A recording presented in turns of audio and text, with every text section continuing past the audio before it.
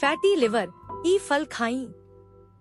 Fatty liver एगो ऐसन स्थिति हवे जहाँ लिवर के ऊपर चर्बी जमा हो जाला जेकरा चलते ही बढ़िया से काम करे में अकुशल हो जाला आ एकरा से लिवर के गंभीर विकार जैसे कि फाइब्रोसिस आ लिवर के सिरोसिस हो सकेला।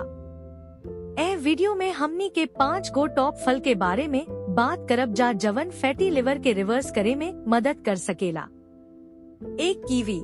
कीवी फल में एंटीऑक्सीडेंट भरपूर मात्रा में होखेला जवन की खाद्य पदार्थ के ऊर्जा में टूटे में मदद करेला अवूरी वसा के जमाव से बचावेला जवना से लिवर फैटी होखेला। 2 एवोकेडो। एवोकेडो में ओलिक एसिड होखेला जवन की कुल कोलेस्ट्रॉल के स्तर के कम करे में मदद करेला अवूरी एकरा में फाइबर के ज्यादा मात्रा आपके ब्लड शुगर के नियंत्रण में राखत लंबा समय तक भरल रहेला। 3 संतरा।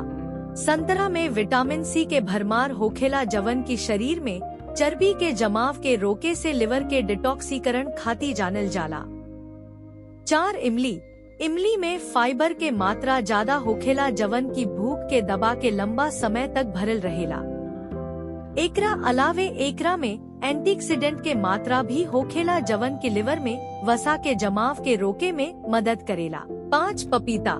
पपीता में विटामिन सी अवूरी एंटीऑक्सीडेंट भरपूर मात्रा में होखेला जवन की खून के नली में वसा के जमाव से बचावेला।